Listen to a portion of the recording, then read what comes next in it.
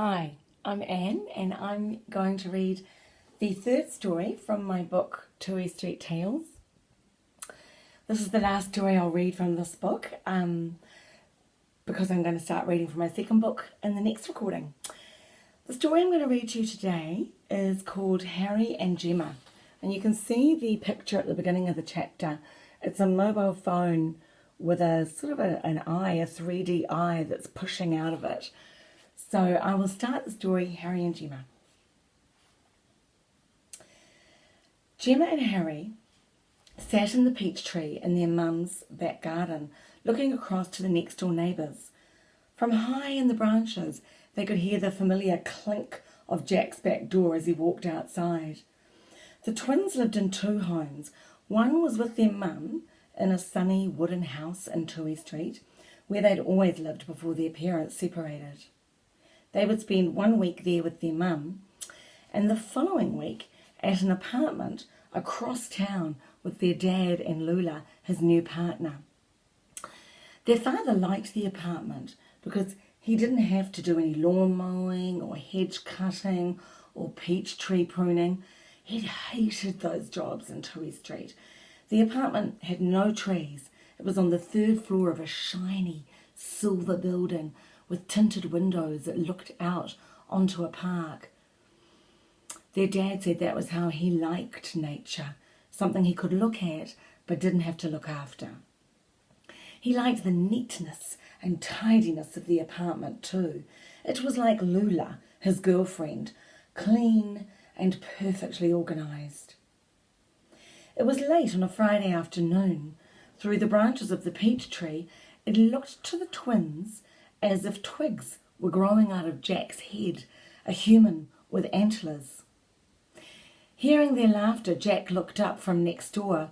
"Hey," he called, "you back for the whole week now?" "Yep, Dad dropped us back after school," Gemma replied. Climbing over the fence, Jack swung up to join them in the tree. "Better not have eaten all the good peaches," he said, reaching for a large, juicy-looking one. He bit into it and, slurping peach juice, asked, "Your new school good?" Gemma and Harry had recently moved to a new school called Visions, which was near their dad's apartment. Harry shrugged his shoulders. "It's okay." Jack swallowed a mouthful of peach and said, "Weird name for a school. Visions." "Weird school too," Harry said. "You have to call the teachers Sir or Miss," Gemma said, "and wear a hat and a tie. It's not like our TU. Lula, Dad's girlfriend, she thinks Visions is better though." Before they'd moved schools, Lula had sometimes picked Gemma and Harry up from school, so Jack knew what she looked like. She had short blonde hair flattened against her head and always wore red lipstick. Her real name was Louise, but she preferred to be called Lula. "I bet you don't miss our assemblies," Jack said. "It was an hour long today. I got such a numb bum. Why don't teachers let us sit on cushions?" Gemma and Harry laughed. A voice came from the open window next door in Jack's kitchen. "Jack, instead of talking about your numb bottom, do you think you could pick a lemon like I asked you to?" "Sorry, Mum, in a minute," he whispered to the twins. "She's like that guy from X-Men, Professor X. No matter where I am, she knows what I'm saying. Probably reads my thoughts." "She'd be Phoenix then, 'cause she's a girl," Gemma said. "I'd love to have telepathic powers, like when Lula talks about Mum. I'd love to know what she's thinking." "Mean stuff," Harry said. "Lula doesn't like Mum." "Why?" Jack asked. Harry scratched his head. I don't know, she just says mean things about her." "Like when I got my new dress," Gemma explained. "She said, 'Did your mother choose that?' I told her I chose it, but Mum paid for it. Then she said, 'I suppose it's nice.'" "I suppose." And like she told us that Vision School would be better for us," Harry added. But then we heard her tell her friend that now Dad wouldn't have to run into Mum anymore when he takes us to school." Jack nodded. Gemma and Harry's mum was a gardener who worked part-time at OTU school, their school, and part-time for the secondary school close by. Lula's not like my new teacher, Harry said. They both love rules. Mr. Springview says I have to cut my hair, even though it's tied up like the girls' hair, so I shouldn't have to cut it. He made him pick up rubbish yesterday for not getting it cut, Gemma added. Mr. Tamati would never do that, Jack said. Wish we could come back to our tea school. Harry reached up and pulled his hair tie out, releasing a head full of black ringlets that reached halfway down his neck. Know what? I might come back. Never wanted to go to that stupid school with dumb hats and ties anyway. We can't just leave, Harry, Gemma said. Well, you don't have to, Jem, but I will, Harry said. If he says anything else about my hair, I will. Jack, kai time, Jack's mum called out through the kitchen window. And please, bring me that lemon. I better go, Jack said. But after dinner, everyone's playing soccer. Tim, Terry, Lucy, Ella, they'll all be there. See you then? Yeah, Harry said. See you then. I'll bring my skateboard, Gemma said. Jack scrambled down the tree and began to climb over the fence between their houses. Jack, did you hear me? His mother called. Coming, Jack replied. Under his breath he added, Professor X. He jumped off the fence, yanked a lemon from the tree, and disappeared from sight. Phoenix, Gemma called after him. Your mum's a girl. That night, Harry had a dream that they were at the apartment. Lula was in the kitchen, timing everything she cooked precisely so that beeping sounds were going off every few minutes. Suddenly, Harry realised that the beeping sound wasn't coming from the oven or the microwave, but from inside Lula's head. When he looked carefully at her short, blonde, gelled, flat hair, he could see a faint hint of wires, screws and bolts underneath her scalp. Now Harry knew why she was so neat and fussy. She was a robot. Harry woke up, hot and sweaty, and went into his mother's room. Once it had been his parents' room, but now she slept there alone. He climbed in beside her. You okay, Harry? She asked sleepily, reaching out and stroking his head. Had a bad dream? Yeah, had a bad dream. Want to tell me about it? Nah, Harry whispered. Well, just wake me up if you change your mind. His mum put her hand over his, and within seconds her breathing slowed, and Harry knew she was asleep. Harry lay awake for a long time. Here he could climb into his mum's bed if he had a nightmare. He could help himself to food from the fridge. At the apartment, they only ate the food that Lula put on the bench for them to eat. Here, they played soccer and skateboarded. At the apartment, Lula told them there were to be no soccer balls or skateboards inside in case things got broken.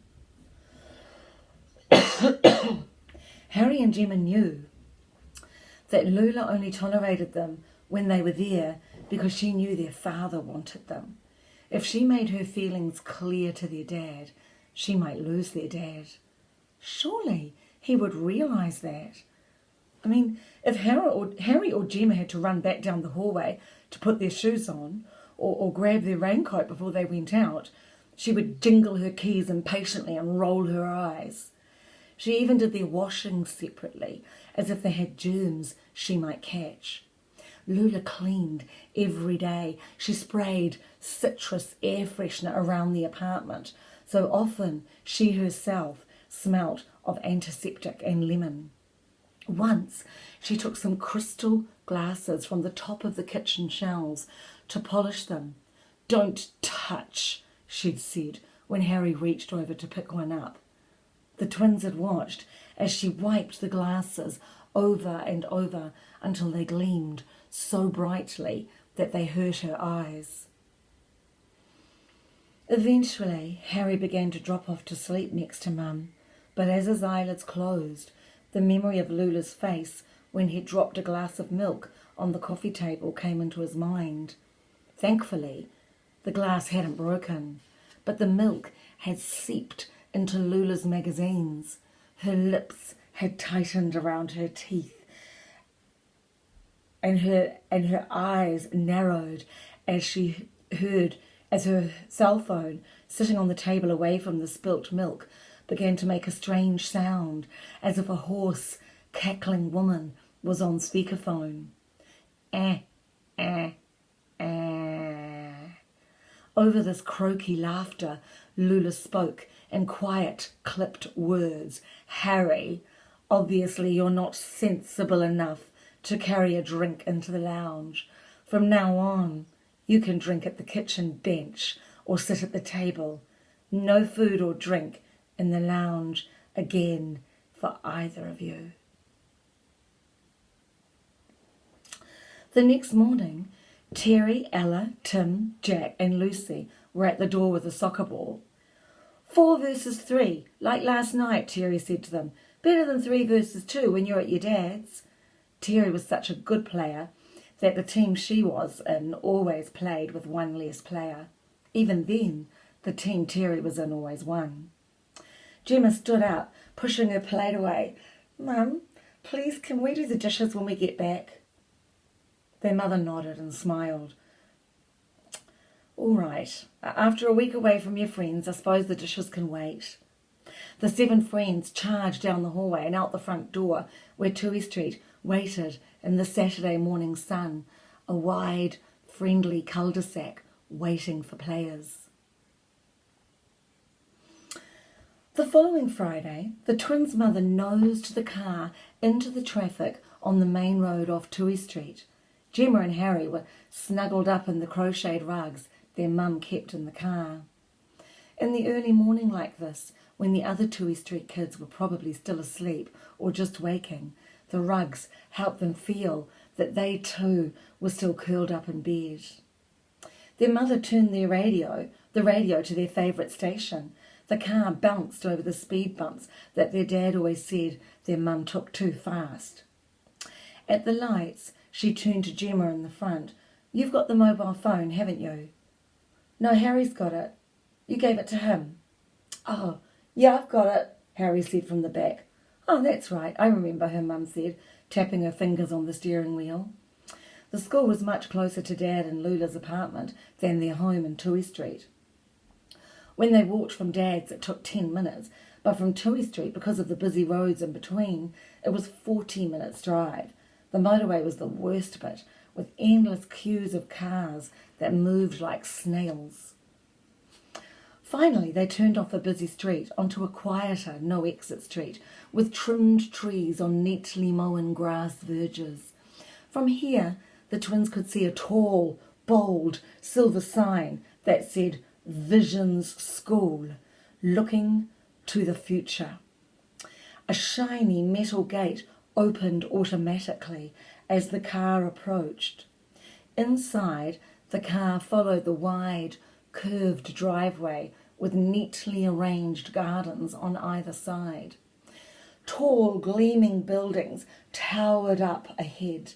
Children in white hats, ties, and long socks made their way through the sliding doors into the buildings.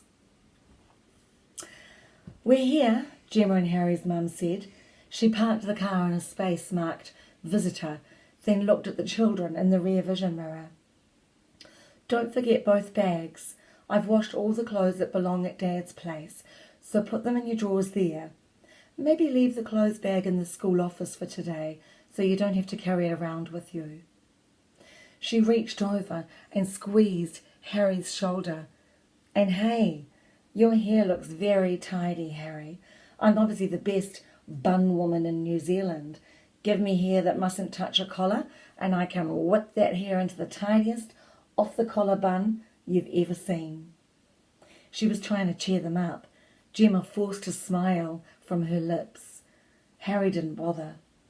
Wish you'd just left us at our old school with our friends. Their mother nodded.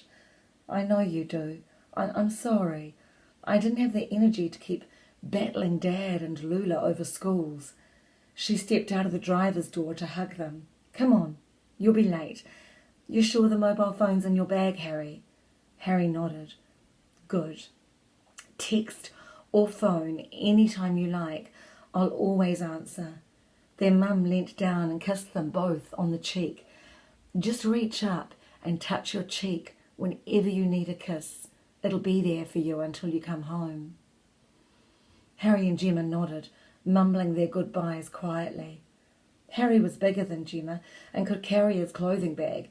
Gemma had to click the wheels out at the bottom of her bag and drag it behind her. It rattled noisily over white pebbles cemented neatly into the driveway. She could still feel Mum's kiss on her cheek and smell the hint of strawberry from the lip balm her mother wore. Her hand tightened on the bag handle. It was too early to start missing her mum. She'd only just said goodbye. I'm just going to have a sip of water.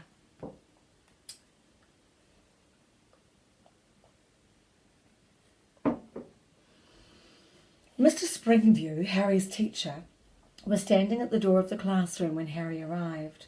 He wore a grey suit with a gold tie and had sunglasses perched on his head above his tanned, neatly shaven face. Harry thought he looked like the men in TV ads who wore suits and drove fast cars. Above him, little security cameras blinked. They and Mr. Springview watched Harry hang up his bag in the corridor outside the classroom. "Morning, Harry," he said. "Morning, sir." Harry took out his homework and walked towards the door. "Hats off in the classroom, young man," Mr. Springview said. "You should know that by now." Harry stopped. His shoe squeaked on the polished floor. He turned back to the line of gleaming, new steel hooks where his bag was hanging. He took off his hat and hung it on the hook. He knew Mr. Springview was looking at his hair, which his mum had neatly twisted into a bun. "I see you still haven't had your hair cut, Harry," Mr. Springview said. "Do you enjoy picking up rubbish?" "Sir, my mum told me, as long as it's pinned up so it doesn't touch my collar, it's okay. The school rules say it mustn't touch our collars." "That rule is for girls, though, Harry. Until you cut your hair, young man, you'll be doing rubbish pickup every lunchtime." Mr. Springview turned and walked into the classroom where he stood behind his desk, staring at his laptop screen. Harry stood in the corridor, biting his lip. He didn't want to go in. He could see the bright white walls and steel-framed desks set out in straight lines. He thought of Mr. Tamati's welcoming room with cushions in the corners and books, packs of cards and Lego on the shelves. Without looking at Harry, Mr. Springview called, "Come on, Harry, school's about to start." The other kids in the classroom looked up at Harry when he entered. He knew his face was red. He wished he could loosen his tie. He felt so hot. With a slow breath, he pushed his feet forward, one after the other, and made his way into the classroom to his desk.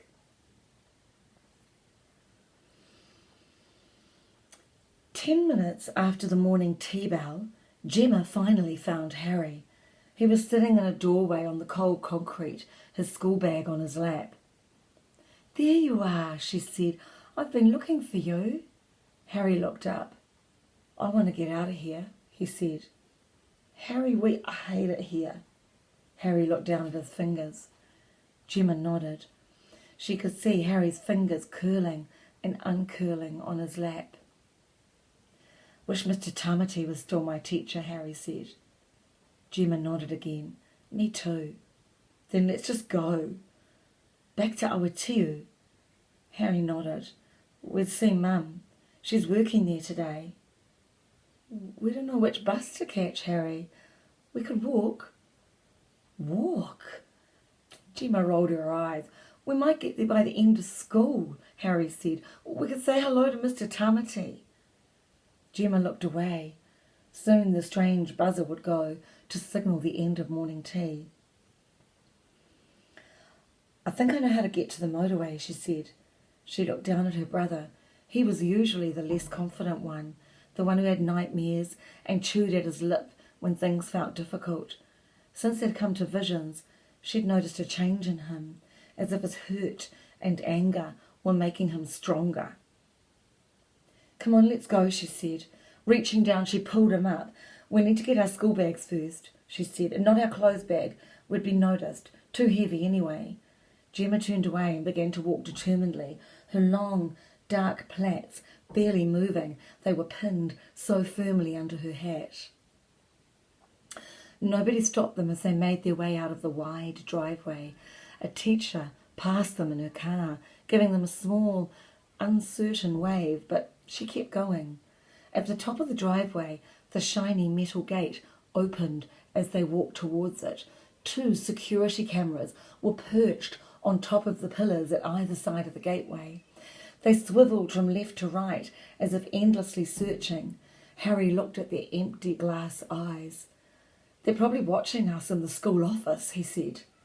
Gemma looked down so the camera couldn't see her face. Come on, we better walk faster. They walked out onto the street and past the neat, bright white and silver houses positioned in the exact middle of each plot of land. Some houses hid behind huge front gates that were twice the height of the twins. Beside them were keypads with codes that only the owners knew. Other houses had security cameras that simply gazed and observed hour after hour.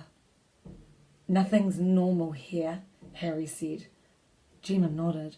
So clean, she said, and tidy. Like Dad's apartment, Harry said. They turned onto the busier road where Mum had driven them earlier.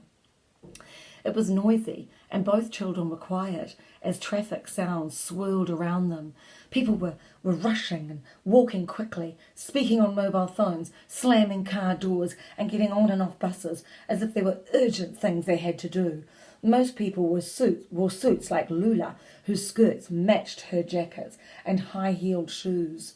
Harry thought of his mum, with her gardening gloves and gumboots, and a lonely part of his stomach began to ache. How far do we go on this road? Harry asked. There's a motorway sign somewhere, I think. What colour is it? What does it say? It's blue. I don't know what it says. Maybe just south or something. Motorway south. Gemma walked a little further, then stopped. Hey, use the GPS on our phone, Harry. That'll show us the way. Harry nodded. Okay.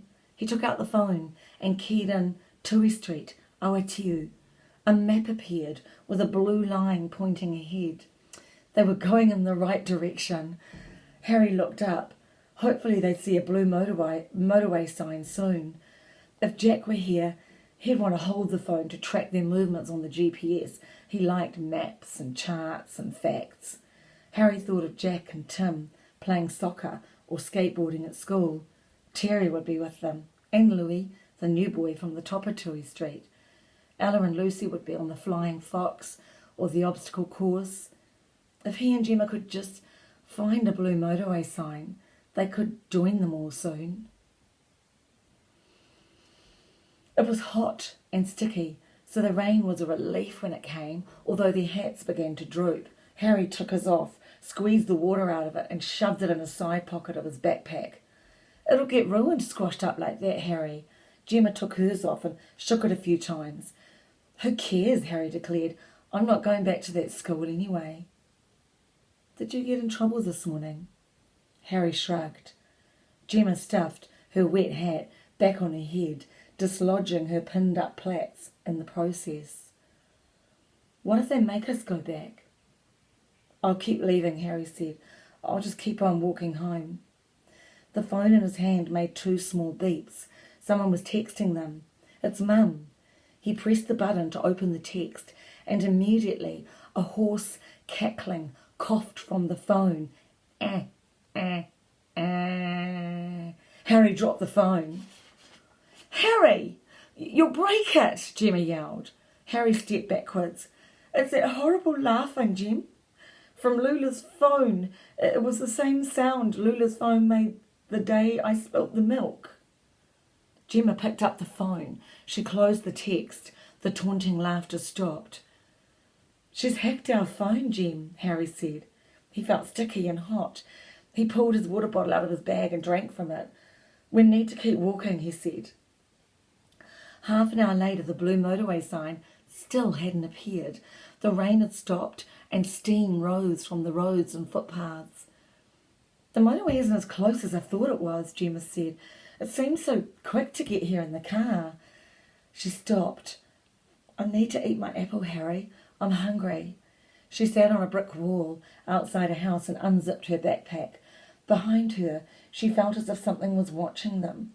Turning, she saw a security camera blinking methodically, and another camera seemed to be facing that camera. Did they watch each other? Did the cameras themselves check that other security cameras were behaving? "Do you think this GPS is working?" Harry said, sitting beside her. "Hope so." Gemma frowned against the glare of the sun. Up ahead, she thought she could make out signs in the distance. She stood up, bit into her apple and began to walk again. "Actually, I think I can see the sign." They walked past a supermarket with gleaming trolleys, a kindergarten where a single child climbed a tree, a dog sitting obediently outside a library, the empty train station, and shops with brand new things stacked efficiently in their windows. "There it is," Gemma said, pointing to the blue sign ahead. "Motorway South." Harry looked up. "Motorway South," he repeated. The blue arrow in the GPS was pointing to the motorway, while a British woman's voice told them to take the second exit at the roundabout. The on-ramp to the motorway was just up ahead. Harry recognised it now. This was the motorway their father drove them home on. Harry thought of how relieved he always felt when Dad drove them back to Tui Street, away from Lula and her fussy rules, away from her lowered eyelids and the whisper she used when she was saying something about them to their father. "It doesn't have a footpath," Gemma said to Harry. Harry kept walking. "Harry!" Gemma yelled after him. "There's no footpath." "Of course there isn't, it's a motorway," Harry yelled back. "I thought you knew that." Gemma stopped walking. "It's too dangerous." She watched Harry as he continued, keeping to the left of the motorway on-ramp. Cars whizzed past Harry, too fast and loud for him to think properly. Their fumes rushed at him like bad breath. "Harry!" Gemma screamed after him. "Come back, you'll get killed!" A car tooted at him and somebody yelled, "Get off the motorway!" Harry stopped. Behind him, at the start of the on-ramp, he could see Gemma. She looked small and was holding her hat on her head with both hands to stop the hot wind from blowing it away. He'd have to turn back. There had to be another way to get back to their mum, to Awatiu school. Visions, he thought. What a dumb name. The familiar, hoarse, cackling sound came from the phone in his hand. This time he resisted the impulse to throw it down. It felt hot and prickly in his hand. A pink car slowed beside him, its roof down. Harry recognised it immediately. The car pulled in just ahead of him, and Lula stepped out, her high heels clacking as she walked towards Harry. "You must go back to school, Harry," she said. Harry shook his head slowly. The hoarse laughter crackled sharply in his hand. "Go back to school," Lula repeated. "You're ruining everything. You need to behave so your father can be happy with me, Harry. Don't you want your father to be happy?" Harry didn't speak. His hand hurt. "Are you listening, Harry?" Lula's eyes narrowed. Her lips whitened as they stretched across her teeth. Harry shook his head. He wanted to walk back to Gemma. "I watch you, Harry," Lula said. "Both of you, all the time. See this?" She held out her own cell phone. The volume of the cackling sound doubled. And Harry realised Lula's phone was laughing hoarsely too. The screen on her phone showed a large, wide open eye. The eye began to stretch out of the phone as if pushing against clear plastic. Seconds later, the eye burst through and flew at Harry like a large, crazed mosquito. Whirling and swerving, it rushed at him over and over. Harry batted it away, ducking and diving, until Lula, delighted at the chase, laughed raucously and clapped her hands, and the eye flew back immediately, dissolving into her phone screen again. With 4 efficient taps, Lula keyed a code into her phone, and the dry, empty cackling stopped. "See, Harry, I've got my eye on both of you," she said. "No point trying to get Mummy to take you home. She can't text you, and you can't text her. So get back to school and behave." Lula turned, put the cell phone in her suit jacket pocket, and climbed back into her car. Without looking back, she sped off into the distance until she was just a pink spot on the motorway. Harry began to walk back to Gemma. They had to get off this motorway. Even more importantly, they had to get away from Lula and Visions. Gemma walked towards him. Who was that? Was it Lula?" Harry nodded. "What'd she say?" "That we have to go back to Visions and stop ruining things." "Ruining things? Us?" Gemma shook her head. "She's ruined things. So is Dad. She did this weird thing, Gem, and I came out of her phone," Harry said. He swallowed uncomfortably. It chased me.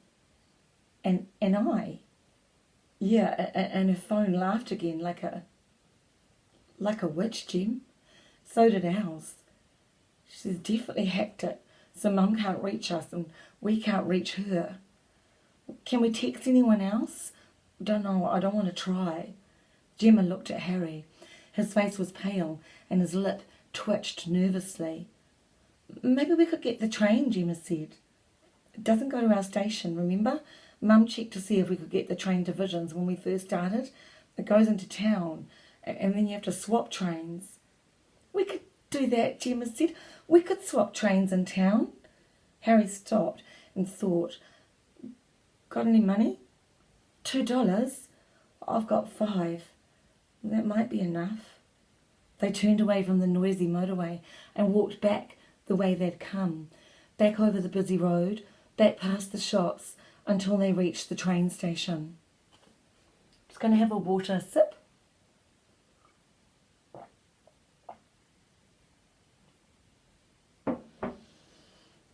When the teachers at Vision's school phoned the twins' parents to tell them their children had disappeared, both parents immediately texted and phoned the mobile in Harry's bag. Why hadn't he answered? Lula told their father to call the police, even though their mother had asked him not to just yet. Their mum was working in the gardens at Awatiu school, and she walked over to her children's old classroom. Unlike Visions, with its rule that the twins had to be separated, her children had been in the same class at their old school in Awatiu. Mr. Tamati was sitting at his desk. One of the pupils stood beside him, showing him something in her book. He looked up when the twins' mother knocked on the door. The Tui Street children smiled at her and waved. She gave a little wave, but she didn't smile. Mr. Tamati stood up and walked over to her. He spoke to her for a few minutes, then opened the classroom door, asking Jack, Tim, Ella, Lucy, Terry and Louie to come outside. Mr. Tamati spoke quietly to them outside the classroom, his eyes flicking from one child to the other. "Have any of you heard from Gemma and Harry today?" The friends shook their heads. "Do you have an idea of where they might be?" At their other school, the new school, Visions?" Jack suggested. "They're not at school. Seems they were this morning, but they've left," Mr. Tamati said. "I've tried phoning and texting them," the twins' mum said. I can't seem to get through." She sniffed and pulled up a scrunched-up tissue to pat her eyes. Tim nudged Jack. Jack looked at him uncertainly. Tim's eyes widened as if trying to relay his thoughts through his eyes. "Jack, do you have something to say?" Mr. Tamati asked.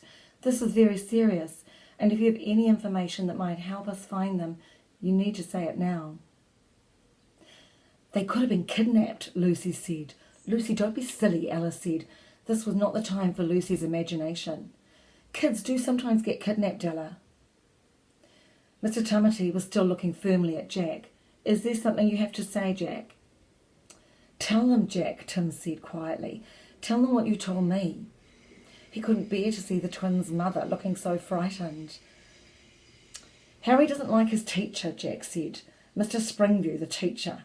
He wants Harry to cut his hair and makes him pick up rubbish." "And?" Mr. Tamati urged. "Anything else?" Tim answered. "Harry said he was going to leave school and walk home if Mr. Springview told him off about his hair again." "Walk home?" The twins' mother spoke for the first time. To Tui Street." "Yep," Jack answered. "They hate Lula and that school." Gemma and Harry's mum took her cell phone out of her jeans pocket. Her fingers shook as she tapped on it. "I better let their father know. Thanks, boys." "Okay, back into class, kids," Mr. Tamati said. From inside the classroom, Jack and Tim could see Mr. Tamati listening as the twins' mother spoke to their father on the phone.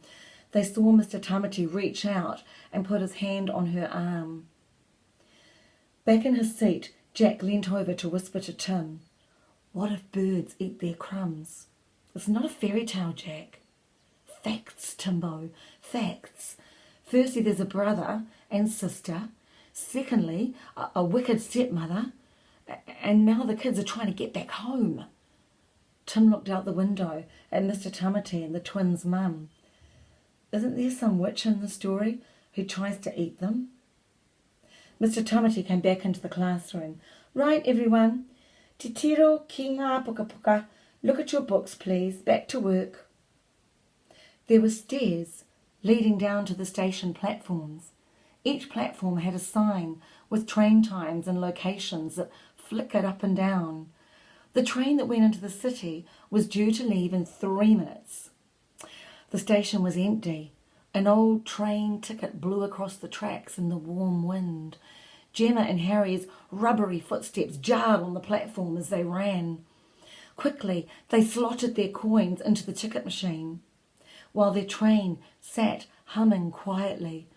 The children climbed aboard and sat down while the doors slid shut behind them. An elderly man sat up the front of the carriage, and a young woman sat in the middle by the window, listening to her iPod and singing softly to herself with her eyes closed. She had spiky blonde hair with purple streaks in it. Gemma thought of Lula with her flat blonde hair. Lula would never have purple streaks. The train lurched forward. Harry rested his head against the window. The chugging vibration of the train was comforting. He smiled to himself.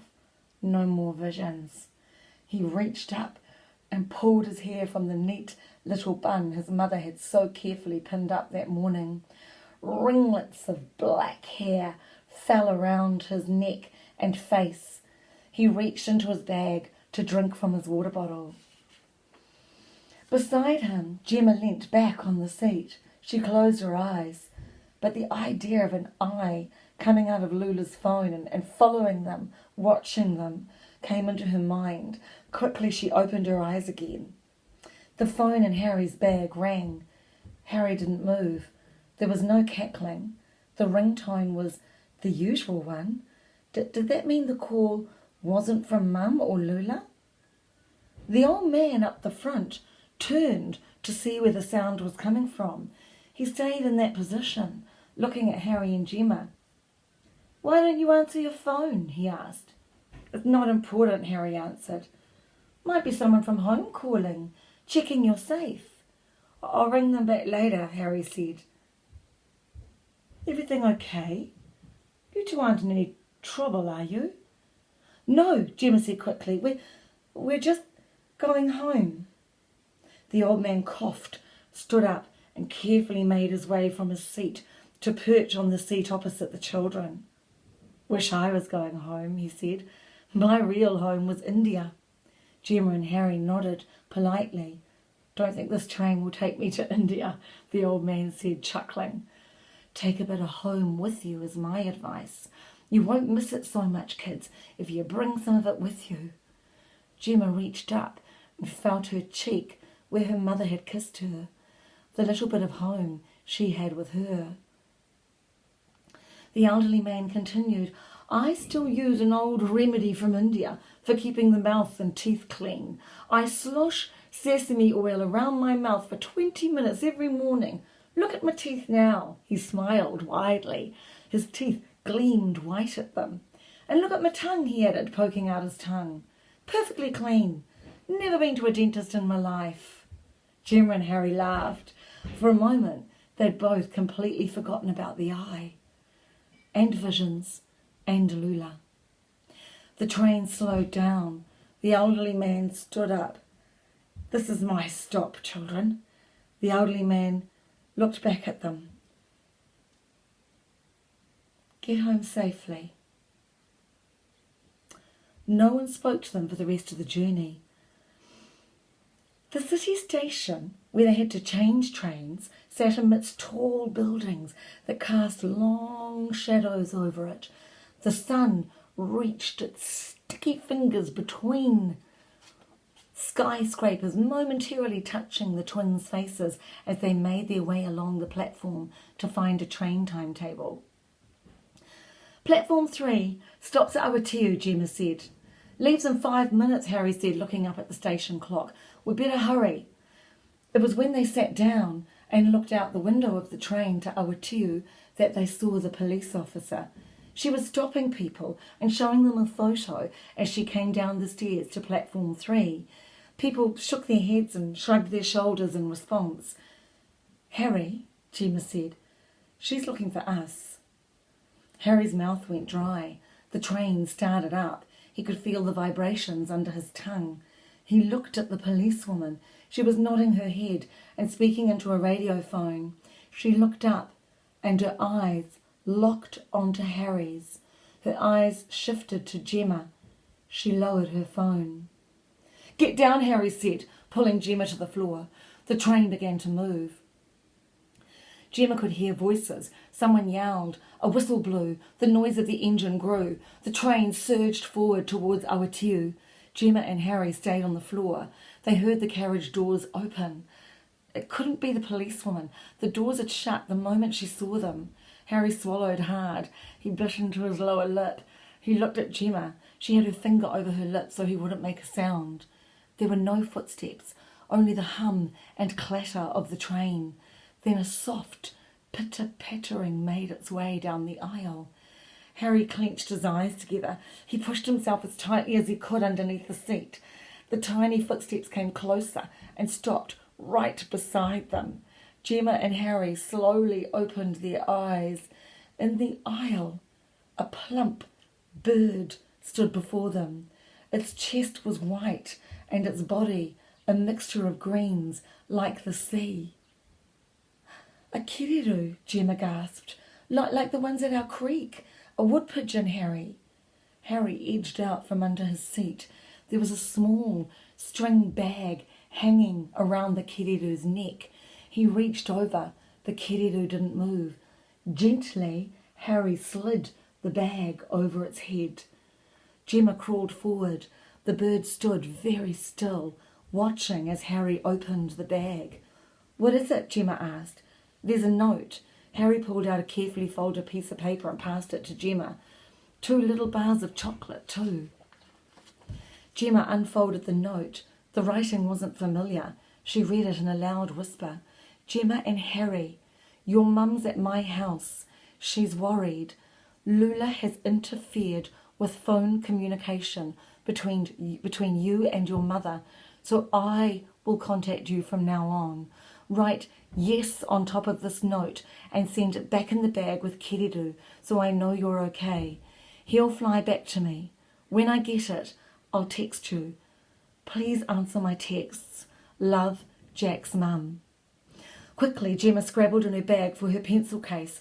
In large blue letters, she wrote "Yes," placed the note in the string bag and gently slid it back over the kiriru's head. Immediately, the kiriru pitter-pattered back up to the carriage doors, which opened with a loud, wind-filled rush. Lifting its wings, the kiriru flew out into the hot summer afternoon towards Tui Street. Gemma and Harry stayed on the floor eating the chocolate bars. "Check the text, Harry. Jack's mum might be trying to contact us," Gemma said. I just don't want to read texts from Visions or Dad or Lula, I know, but we have to answer the ones from Jack's mother, Gemma interrupted. Harry skipped the first text from Visions and the second from his father. The next text was from Lula, which after 3 attempts he realised couldn't be deleted. Then there was Jack's mum's text. It said, "Come to my house. Dad, Lula and police are next door at yours. Don't come down Tui Street. Go via back streets. You will have to climb over the creek. Your mum and I will be waiting for you." Gemma looked at Harry. "Any more?" "No." Harry's voice quivered. "All this is my fault, Gemma. I've upset everyone." "It's not your fault. It's Dad's," Gemma said, "and Lula's. Quick, put the phone away. I think we're near Awattiu station." Harry slipped the phone back into his bag and was almost standing when Gemma gasped. He immediately dropped to the floor again. "Oh no," Gemma whispered, peeping out the window from her seated position on the floor. "What?" Harry lifted his head very slightly so that he could see too. There was another police officer on the platform. He'd been to their school once to talk to their class about how to keep safe, so he was even more likely to recognise them. Harry could see the police car on the street outside the station. Groups of people on the platform were looking around nosily. "We'll have to run down to the last carriage and get off there. No one's down that end," Gemma said. "Okay," Harry agreed. "Then we need to sprint down to the fence down at the end of the platform. Can you get over that?" Gemma was shorter than Harry. "I'll try," Gemma said, slinging her school bag over her shoulder. "You ready?" Harry nodded. Gemma stood up and began to run. At the end of the carriage, she grabbed the door, yanked it open and fled through to the next carriage. Her bag slapped against her as she ran. She could hear Harry's breathing behind her. The train had slowed to a standstill. One more carriage to go, just one more carriage. Gemma wrenched the handle of the door, but it didn't budge. "Harry, it's stuck." "Well, let me have a go." Harry lunged at the handle, but it didn't move. "It's locked. We'll have to jump off here." "We can't do that. It's a huge gap. There's no step." Gemma felt her heart flutter anxiously at the wide gap she'd have to leap to the platform. She had shorter legs than Harry. "Jump, Gemma, jump." Harry turned and leapt from the train. "Now, Gem." He held out his hand. "Quick, he's seen us." Gemma gulped. Where would the police officer take them? Back to Visions and Lula? She took a deep breath and ran forward, leaping as far as she could. One foot landed on the platform and one slid off it so that she fell hard on her knee. "Ah!" she cried, but she pushed herself up and ran as fast as she could with Harry beside her. It was only when they reached the fence that Gemma and Harry allowed themselves to look back. The police officer was running after them. He yelled, "Stop, it's okay. I just want to help." The phone in Harry's bag began to cackle. Gemma looked at Harry. Neither of them spoke. They threw their bags over the fence and began to climb. Landing in the long grass on the other side, the cackling grew louder. Out of the scrubby bush surrounding them, something rose and flew at them. "The eye!" Harry yelled. "Run!" There was no time to think about exactly where to go. If they turned left, they'd reach Awattiu shopping centre. Straight ahead would lead to the river that wound round the mountains to the sea. Instead, they turned right. Harry, with his longer legs, ran ahead and Gemma sprinted behind him. Sweaty and panting, the twins ran across the grassy fields until eventually they came to a small street. "Has it gone?" Harry asked, looking around him. "I can't see it." Gemma wiped sweat from her forehead. "Harry, we can't go down streets. The police will see us." "What else can we do?" Harry said, stopping to catch his breath. "We'll have to cut through people's places or whatever, just to stay off the roads." Okay. Harry took his backpack off. I need some water. Me too, Gemma said. It was when Gemma bent down to open her bag that Harry noticed it.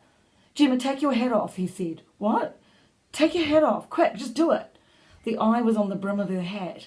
As Gemma reached up, the eye hurled itself at Harry, knocking violently at his forehead, pulling away and flying at him again. Get away from me, Harry yelled, swatting at it. Get away.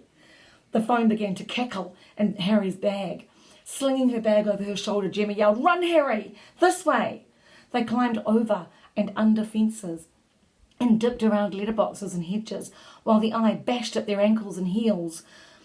All the while, the British woman's voice on the GPS continued to direct them from Harry's backpack, saying, Now, turn left, or in 100 metres, turn right. Some houses had dogs that barked from inside, which wasn't so bad if they moved quickly before owners came out to check. If dogs were already outside, Gemma and Harry had to run up driveways and along the street briefly before dipping back into a dog-free yard. Puffing and sweating, the twins noticed the roads around them seemed more familiar. The cackling had stopped. The eye, too, had disappeared. I think it's gone, Harry said. Gemma nodded, too breathless to speak yet. She's still watching us, though, Harry whispered. She told me she would be. And phoning us, Gemma said. Harry wiped his wet forehead on his sleeve and looked around him. We're near school. Yeah, school's finished, though. Harry took the phone out of his pack. 4:30 p.m. The late afternoon sun gazed sweatily down on them. From behind a row of abandoned old flats, the twins watched a police car crawl down the street. A policeman was talking into a radio phone as he looked from side to side out the windows. As soon as he was out of sight, Gemma and Harry took off, scrambling up and down fences at the bottom of people's back gardens, until eventually they could see Tui Street Creek in the distance. The trees Jack's mother had planted on the other side of the creek looked strong and shady from under the flat, tired heat of the sun. The GPS voice announced, You are at your destination. Gemma and Harry smiled at each other. I'm hungry, Harry said. I could eat a horse, Gemma said. Hey, Harry, pass me the phone. When he handed it over, she turned off the GPS and texted Jack's mother. We're at the creek, at the back of your house. I'll just have a quick sip of water.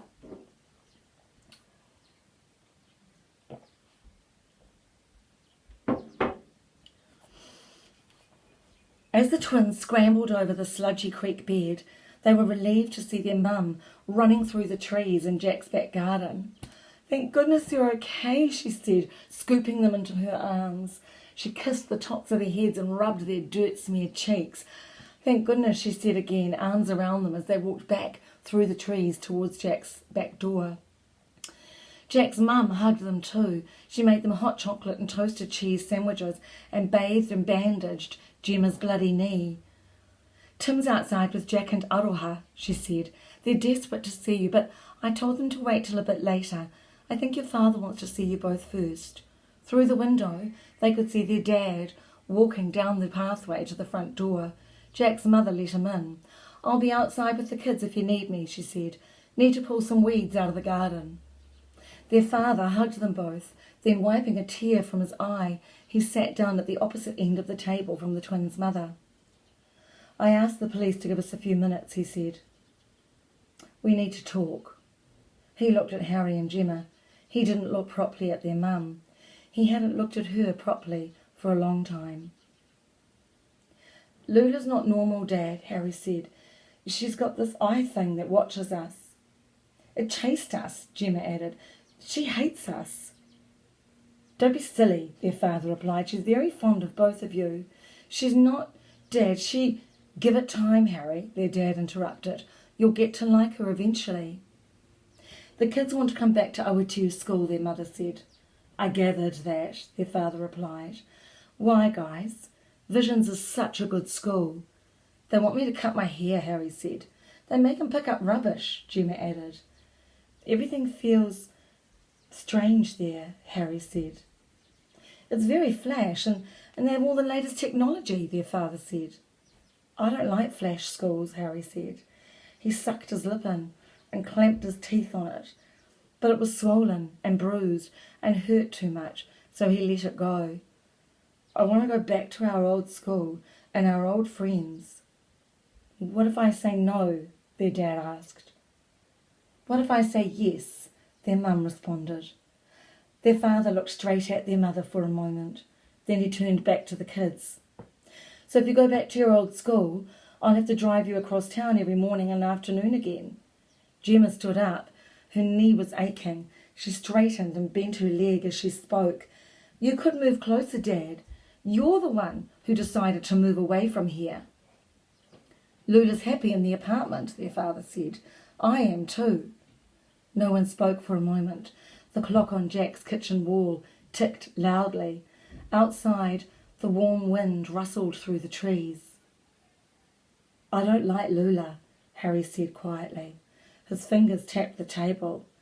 I don't want to stay in the apartment with her ever again. Give it time, their father said. Dad, we don't want to stay with you and her any more, Gemma said. Lula doesn't want us there anyway. I'll miss you, though, their father said. He wiped another tear from his eye. Then move closer, Harry said. You can visit us lots then. Their dad didn't say anything. He liked the apartment. You can come and see us whenever you want, Harry said. You can take us to the movies. Or play tennis with us on the school courts in the evenings like we used to, Gemma suggested. Just don't bring Lula.